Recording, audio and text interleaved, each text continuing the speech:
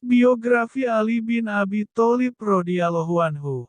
Khalifah keempat terakhir dari Al-Khulafaur Rasyidun, empat khalifah besar orang pertama yang masuk Islam dari kalangan anak-anak sepupu Nabi Shallallahu Alaihi Wasallam yang kemudian menjadi menantunya. Ayahnya, Abu Talib bin Abdul Muthalib bin Hashim bin Abdul Manaf, adalah kakak kandung ayah Nabi Shallallahu Alaihi Wasallam, Abdullah bin Abdul Muthalib. Ibunya bernama Fatimah binti Asad bin Hashim bin Abdul Manaf. Sewaktu lahir ia diberi nama Haidarah oleh ibunya. Nama itu kemudian diganti ayahnya dengan Ali. Ketika berusia 6 tahun, ia diambil sebagai anak asuh oleh Nabi Shallallahu Alaihi Wasallam, sebagaimana Nabi Shallallahu Alaihi Wasallam pernah diasuh oleh ayahnya.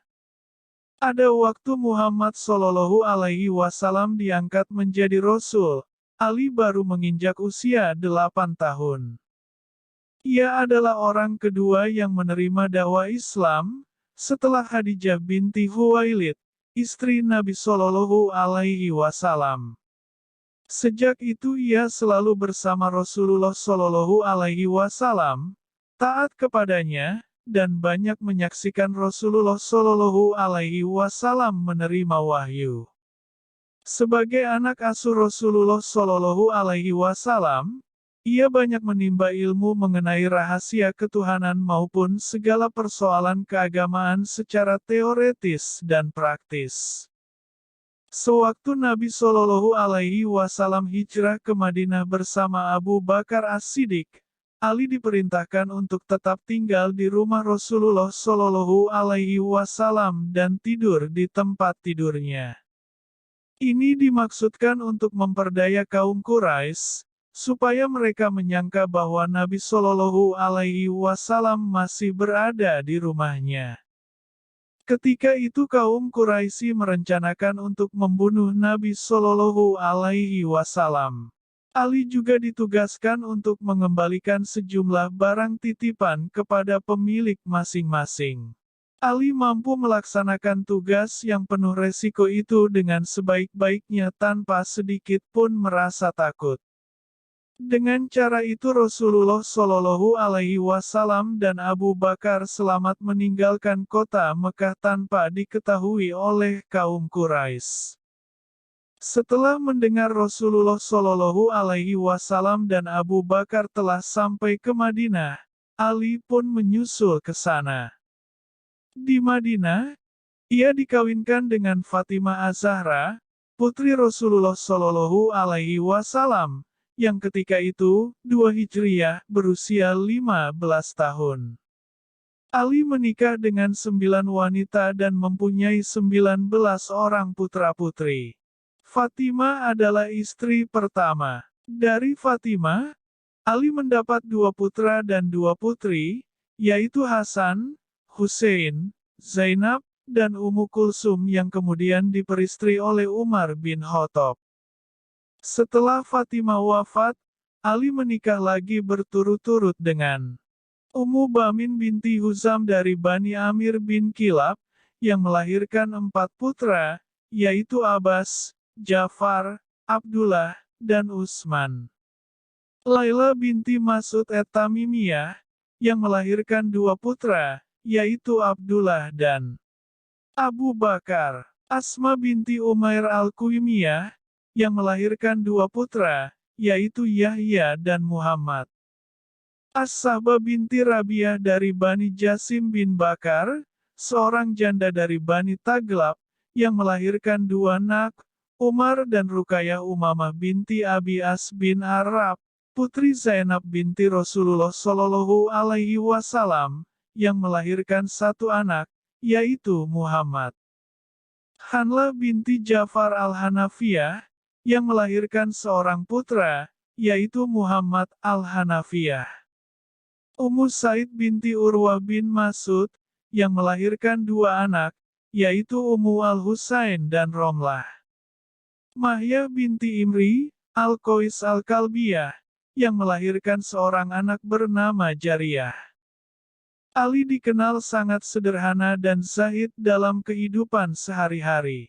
Tidak tampak perbedaan dalam kehidupan rumah tangganya antara sebelum dan sesudah diangkat sebagai khalifah. Kehidupan sederhana itu bukan hanya diterapkan kepada dirinya, melainkan juga kepada putra-putrinya. Ali terkenal sebagai panglima perang yang gagah perkasa. Keberaniannya menggetarkan hati lawan-lawannya. Ia mempunyai sebilah pedang warisan dari Nabi Shallallahu Alaihi Wasallam bernama Zulfakar. Ia turut serta pada hampir semua peperangan yang terjadi di masa Nabi Shallallahu Alaihi Wasallam dan selalu menjadi andalan pada barisan terdepan. Ia juga dikenal cerdas dan menguasai banyak masalah keagamaan secara mendalam, sebagaimana tergambar dari sabda Nabi Shallallahu Alaihi Wasallam, "Aku kota ilmu pengetahuan sedang Ali pintu gerbangnya." Karena itu, nasihat dan fatwanya selalu didengar para khalifah sebelumnya. Ia selalu ditempatkan pada jabatan qadhi atau mufti. Ketika Rasulullah Shallallahu Alaihi Wasallam wafat, Ali menunggui jenazahnya dan mengurus pemakamannya, sementara sahabat-sahabat lainnya sibuk memikirkan soal pengganti Nabi Shallallahu Alaihi Wasallam. Setelah Abu Bakar terpilih menjadi khalifah pengganti Nabi Shallallahu Alaihi Wasallam dalam mengurus negara dan umat Islam, Ali tidak segera membayatnya. Ia baru membayatnya beberapa bulan kemudian.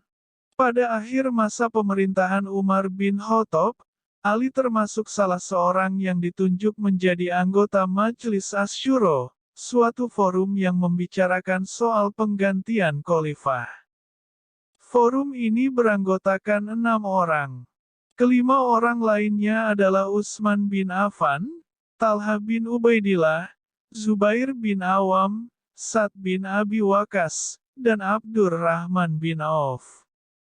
Hasil musyawarah menentukan Utsman bin Affan sebagai khalifah pengganti Umar bin Khattab.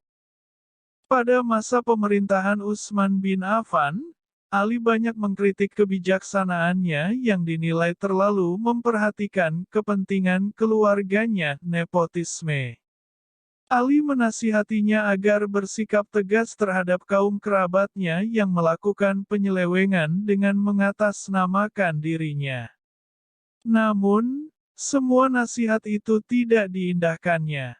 Akibatnya, terjadilah suatu peristiwa berdarah yang berakhir dengan terbunuhnya Utsman. Kritik Ali terhadap Utsman antara lain menyangkut Ubaidillah bin Umar, yang menurut Ali harus dihukum had beberapa jenis hukuman dalam fikih sehubungan dengan pembunuhan yang dilakukannya terhadap Hurmuzan.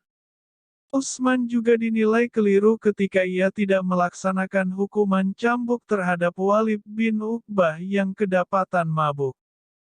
Cara Utsman memberi hukuman kepada Abu Zarah juga tidak disetujui Ali. Utsman meminta bantuan kepada Ali ketika ia sudah dalam keadaan terdesak akibat protes dan huru-hara yang dilancarkan oleh orang-orang yang tidak setuju kepadanya.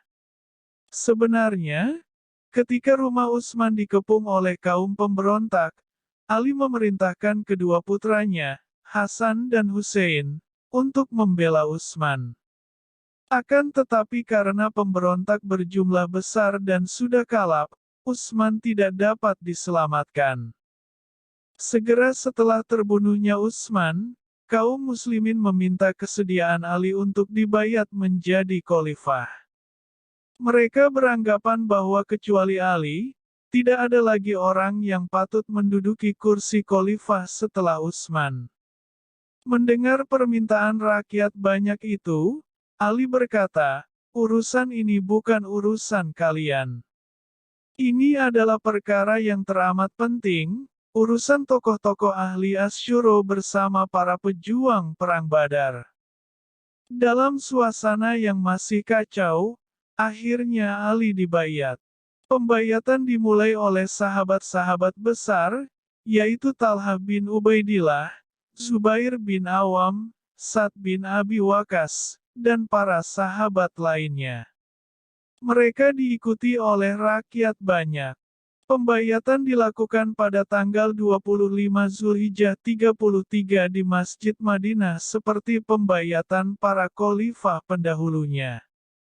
Segera setelah dibayat, Ali mengambil langkah-langkah politik, yaitu, memecat para pejabat yang diangkat Utsman, termasuk di dalamnya beberapa gubernur, dan menunjuk penggantinya. Mengambil tanah yang telah dibagikan Utsman kepada keluarga dan kaum kerabatnya tanpa alasan kedudukan sebagai khalifah sampai terbunuh pada tahun 661. Pemberontakan ketiga datang dari aliran Khawarij, yang semula merupakan bagian dari pasukan Ali dalam menumpas pemberontakan Muawiyah, tetapi kemudian keluar dari barisan Ali karena tidak setuju atas sikap Ali yang menerima tawaran berdamai dari pihak Muawiyah. Karena mereka keluar dari barisan Ali, mereka disebut Khawarij, orang-orang yang keluar. Jumlah mereka ribuan orang. Dalam keyakinan mereka, Ali adalah Amirul Mukminin dan mereka yang setuju untuk bertahkim telah melanggar ajaran agama. Menurut mereka, hanya Tuhan yang berhak menentukan hukum, bukan manusia. Oleh sebab itu, semboyan mereka adalah id hukma ilya bi Allah, tidak ada hukum kecuali bagi Allah. Ali dan sebagian pasukannya dinilai telah berani membuat keputusan hukum, yaitu berunding dengan lawan. Kelompok Khawarij menyingkir ke Harurah, sebuah desa dekat Kufah. Mereka mengangkat pemimpin sendiri, yaitu Shibis bin Rubit at-Tamimi sebagai panglima angkatan perang dan Abdullah bin Wahab ar-Rasibi sebagai pemimpin keagamaan. Di Harurah mereka segera menyusun kekuatan untuk menggempur Ali dan orang-orang yang menyetujui tahkim, termasuk di dalamnya Muawiyah, Amr bin As, dan Abu Musa al-Asy'ari. Kegagalan Ali dalam tahkim menambah semangat mereka untuk mewujudkan maksud mereka. Posisi Ali menjadi serba sulit. Di satu pihak, ia ingin menghancurkan Muawiyah yang semakin kuat di Syam. Di pihak lain, kekuatan Khawarij akan menjadi sangat berbahaya jika tidak segera ditumpas. Akhirnya Ali mengambil keputusan untuk menumpas kekuatan Khawarij terlebih dahulu, baru kemudian menyerang Syam. Tetapi tercurahnya perhatian Ali untuk menghancurkan kelompok Khawarij dimanfaatkan Muawiyah untuk merebut Mesir. Pertempuran sengit antara pasukan Ali dan pasukan Khawarij terjadi di Nahrawan, di sebelah timur Baghdad, pada tahun 658. Dan berakhir dengan kemenangan di pihak Ali. Kelompok Khawarij berhasil dihancurkan, hanya sebagian kecil yang dapat meloloskan diri. Pemimpin mereka, Abdullah bin Wahab ar-Rasibi, ikut terbunuh. Sejak itu, kaum Khawarij menjadi lebih radikal. Kekalahan di Nahrawan menumbuhkan dendam di hati mereka.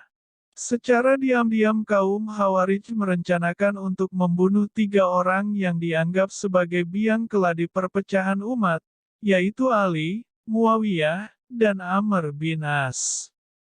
Pembunuhnya ditetapkan 3 orang, yaitu, Abdurrahman bin Muljam ditugaskan membunuh Ali di Kufah, Barak bin Abdillah at-Tamimi ditugaskan membunuh Muawiyah di Syam, dan Amr bin Bakar at-Tamimi ditugaskan pembunuh Amr bin As di Mesir. Hanya Ibnu Muljam yang berhasil menunaikan tugasnya. Ia menusuk Ali dengan pedangnya ketika Ali akan sholat subuh di Masjid Kufah. Ali mengembuskan napas terakhir setelah memegang kepemimpinan sebagai khalifah selama lebih kurang